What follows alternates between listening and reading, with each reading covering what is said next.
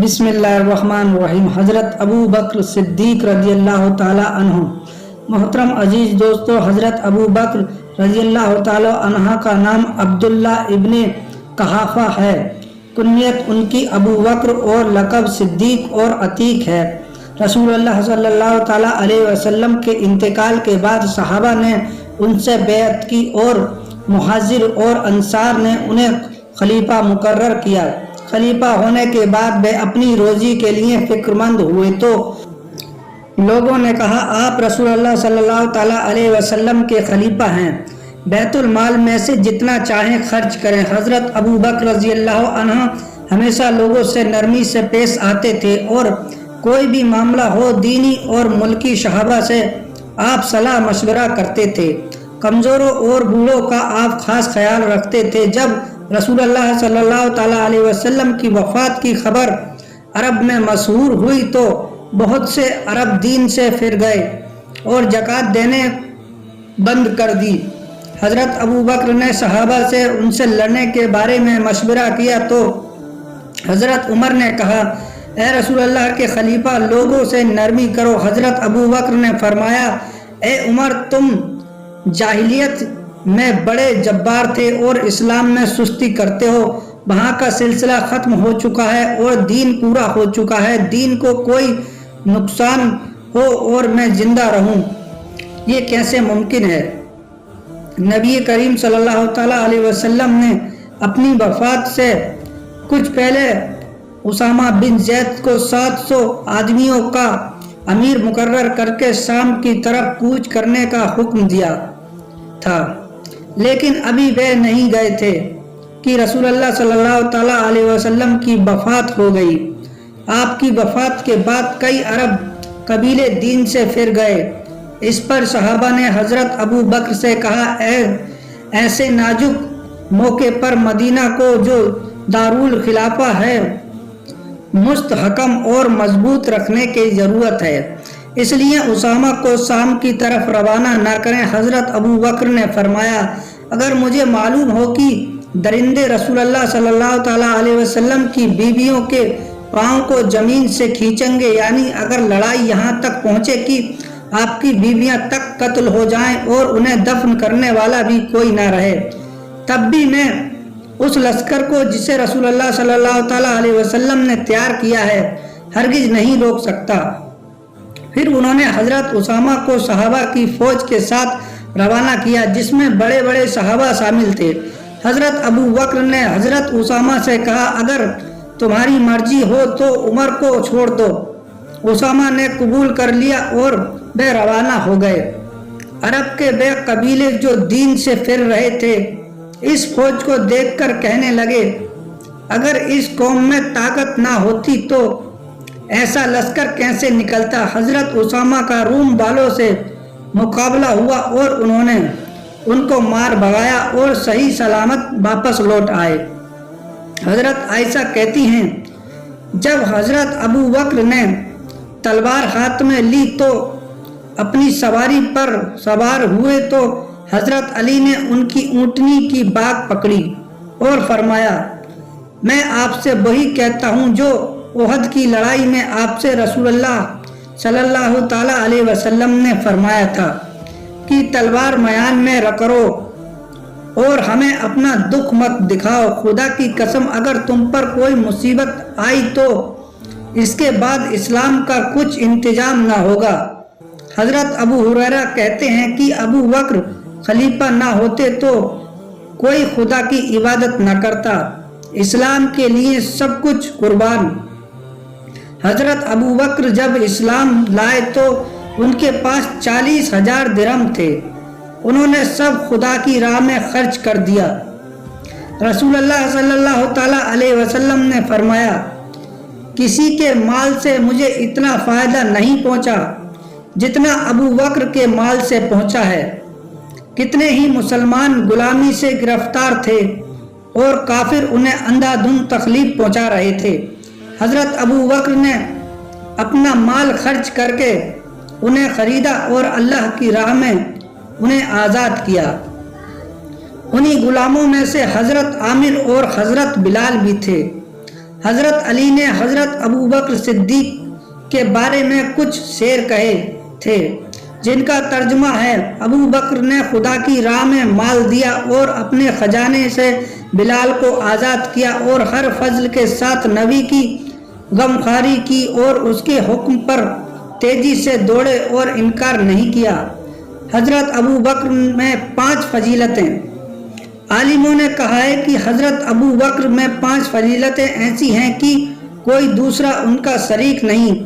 ایک تو ثانی سنین فلگار یعنی غار ثور میں حضرت ابو بکر رسول اللہ صلی اللہ تعالیٰ علیہ وسلم کے ساتھ رہے۔ دوسری فضیلت ہے ثانیہ فی العریس۔ عریس ایک سایہ دار جگہ تھی جو بدر کی لڑائی میں رسول اللہ صلی اللہ تعالیٰ علیہ وسلم کو دھوپ سے بچانے کے لیے تیار کی گئی تھی۔ اس لڑائی میں حضرت ابو بکر وہاں ہتھیار بند ہو کر رسول اللہ صلی اللہ تعالیٰ علیہ وسلم کی خدمت میں موجود تھے۔ تیسری فضیلت ہے ثنیہ سنین فی المفون یعنی رسول اللہ صلی اللہ تعالیٰ علیہ وسلم کے انتقال کے بعد حضرت ابو بکر آپ کے پاس دفن کیے گئے۔ چوتھی فضیلت یہ ہے کہ اللہ کے رسول نے کسی صحابی کے پیچھے حضرت ابو بکر کے سوا نماز ادا نہیں کی۔ اور پانچویں فضیلت یہ ہے کہ حضرت ابو بکر نے ماں باپ سب صحابی تھے۔ یہ بات کسی صحابی کو حاصل نہیں ہوئی۔ حضرت ابو بکر فرماتے ہیں: تم اپنا سدھار کرو گے تو لوگ تمہارے لیے سدھار کریں گے، اور آپ کا قول ہے کہ ہمارے لیے صبر کے ساتھ مصیبت نہیں اور بے قراری میں کوئی فائدہ نہیں۔ حضرت ابو بکر نے اپنی خلافت کے پہلے ہی سال ان تمام قبیلوں پر فوج بھیجی جو دین سے پھرے جا رہے تھے اور اس میں ذرا بھی سستی نہیں کی۔ ملک بحرین فتح ہوا اور کئی دین سے پھرنے والے قبیلے مسلمان ہوئے۔ خلافت کے دوسرے سال ابن حارث شہوانی جو بڑا رئیس تھا حضرت ابو بکر کے پاس آ کر مسلمان ہوا۔ اس نے کہا: اگر آپ فرمائیں تو میں ایک لشکر کوفہ کے پاس لے جاؤں، اور آپ نے اسے روانہ کیا اور کہا: تیری مدد کے لیے ایک لشکر میں بعد میں بھی بھیجوں گا۔ اس نے وہاں پہنچ کر اسلام کو قائم کرنا شروع کیا۔ جب حضرت ابو بکر کو اس کی خبر ملی تو آپ نے بعد میں حضرت خالد بن ولید کو اس کی مدد کے لیے بھیجا۔ خالد بن ولید 10,000 سوار لے کر کوفہ، عراق اور عرب میں پہنچے۔ وہاں کے سردار مقابلہ نہ کر سکے اور صلح کر لی اور ہر سال اچھی خاصی رقم ادا کرنے کا وعدہ کیا۔ اس کے بعد حضرت خالد نے صلح کی خبر حضرت ابو بکر کو دی اور کسریٰ کی طرف بڑھے، اور ہرمز کے ساتھ جو کسریٰ کی طرف سے حاکم تھا مقابلہ ہوا۔ ہرمز مارا گیا اور اس کے ساز سامان پر مسلمانوں کا قبضہ ہو گیا۔ صرف اس کا تاج 1,00,000 درہم کا تھا۔ بہت سا مال غنیمت اور لونڈی غلام مسلمانوں کے ہاتھ آئے۔ دوسرے دن انہوں نے 5واں حصہ مدینہ روانہ کیا اور باقی مال لشکر میں تقسیم کر دیا۔ ہرمز کے قتل کی خبر حوازن کے امیر کو پہنچی جو کسریٰ کے حکم سے 50,000 آدمی لے کر آ رہا تھا۔ حضرت خالد یہ خبر سن کر اس کی طرف بڑھے اور آخر میں مقابلہ ہوا جس میں مسلمان غالب رہے۔ بہت سامان، مال اور لونڈی غلام مسلمانوں کے قبضے میں آئے۔ حضرت خالد نے مال غنیمت کا 5واں حصہ فتح کی خبر مدینہ بھیجی۔ سب کو بڑی خوشی ہوئی اور خالد کے حق میں دعا کی۔ اسلامی فوج روم کی طرف ہجرت کا 13واں سال شروع ہوا تو حضرت ابو بکر نے مسجد میں ایک خطبہ دیا اور لوگوں کو جہاد کے لیے ابھارا اور کہا: روم کے مقابلے کی تیاری کرو۔ پھر 4 امیر تیار کیے گئے اور ہر ایک امیر کو ایک ملک کی مہم پر روانہ کیا۔ عمرو بن عاص کو فلسطین اور عبید کو حمص اور ابن ابی سفیان کو دمشق میں اور سرحبیل کو اردن میں نامزد کیا اور خدا سے ڈرنے اور امانت میں خیانت سے پرہیز کرنے کی تاکید کی اور فرمایا: جب تم سب ایک جگہ رہو تو لشکر کے سردار ابو عبیدہ ہوں گے، اور جب الگ الگ رہو تو ہر ایک اپنے لشکر کا امیر ہوگا۔ عمرو بن عاص جب فلسطین پہنچے تو سنا کہ ہرقل نے مسلمانوں کے مقابلے کے لیے 50,000 کی فوج اپنے بھائی کے ساتھ بھیجی اور خود انطاکیہ میں جا کر لشکر اور لڑائی کا سامان جمع کرنے میں لگ گیا۔ حضرت ابو بکر نے سعد بن وقاص کے بھائی کو 3,000 صحابہ کے ساتھ روانہ کیا۔ ابو عبیدہ سب سے آگے عمرو بن عاص سے جا ملے اور ہشام کو کچھ لوگوں کے ساتھ سفیر بنا کر ہرقل کے پاس بھیجا۔ وہ ہرکل کے محل تک سوار چلے گئے اور جب وہاں پہنچے تو کلمہ توحید بلند آواز سے پڑھا۔ ہرقل نے اپنا آدمی ان کے پاس بھیجا اور کہلایا کہ اگر کچھ پیغام رکھتے ہو تو ہرقل تک پہنچاؤ۔ جب یہ ہرقل کی مجلس تک پہنچے تو دیکھا کہ وہ تخت پر بیٹھا ہے اور بھاری تاج اس کے سر پر ہے۔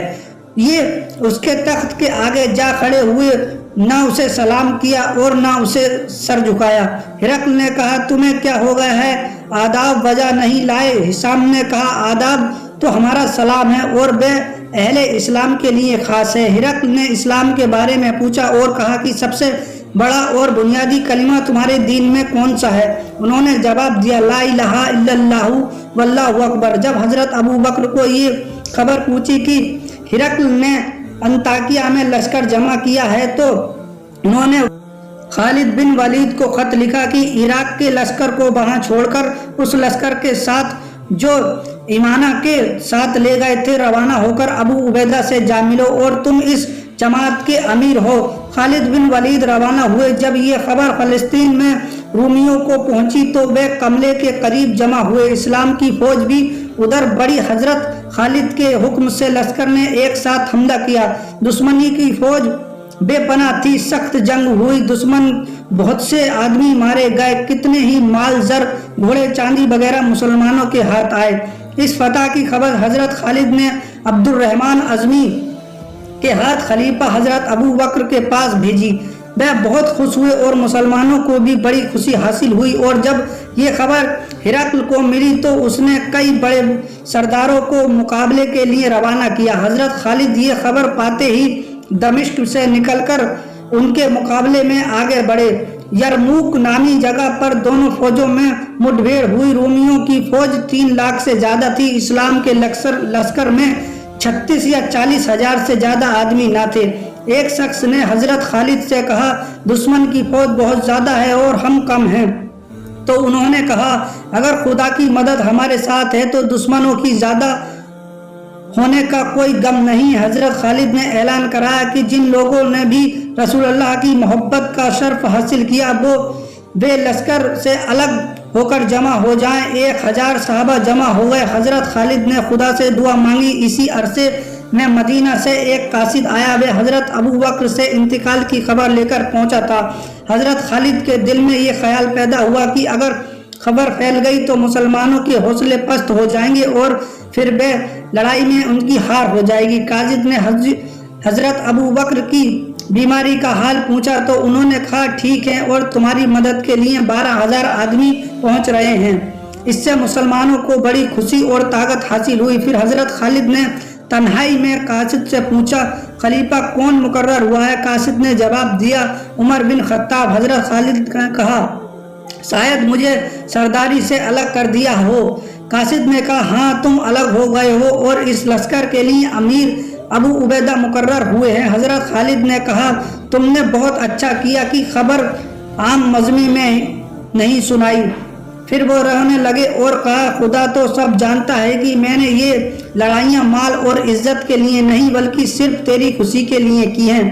پھر حضرت خالد نے بیچ لشکر میں حملہ کیا اور عمرو بن عاص نے داہنی طرف سے اور یزید بن ابی سفیان نے بائیں طرف سے ساتھ دیا۔ لڑائی زوروں سے ہوئی، رومی بھاگے، مسلمانوں نے پیچھا کیا اور فتح حاصل کی۔ بہت مال غنیمت اور غلام ہاتھ آئے۔ حضرت خالد نے غنیمت کے مال کو جمع کر کے تقسیم کے وقت حضرت ابو عبیدہ کو بلایا اور ابو بکر صدیق کی وفات کا حال اور حضرت عمر کی خلافت کا حال اور اپنے معزول ہونے کی خبر انہیں سنائی اور بتایا اب ابو عبیدہ اسلامی لشکر کے سردار ہیں۔ مسلمانوں نے جب حضرت ابو بکر کی وفات کی خبر سنی تو وہ رو پڑے اور حضرت خالد کو دعائیں دی کہ انہوں نے اسلام کو عزت بخشی اور غم کی خبر کو لڑائی تمام ہونے سے پہلے چھپائے رکھا۔ حضرت ابو بکر کی وفات۔ حضرت ابو بکر صدیق کی عمر وفات کے وقت 63 سال کی تھی۔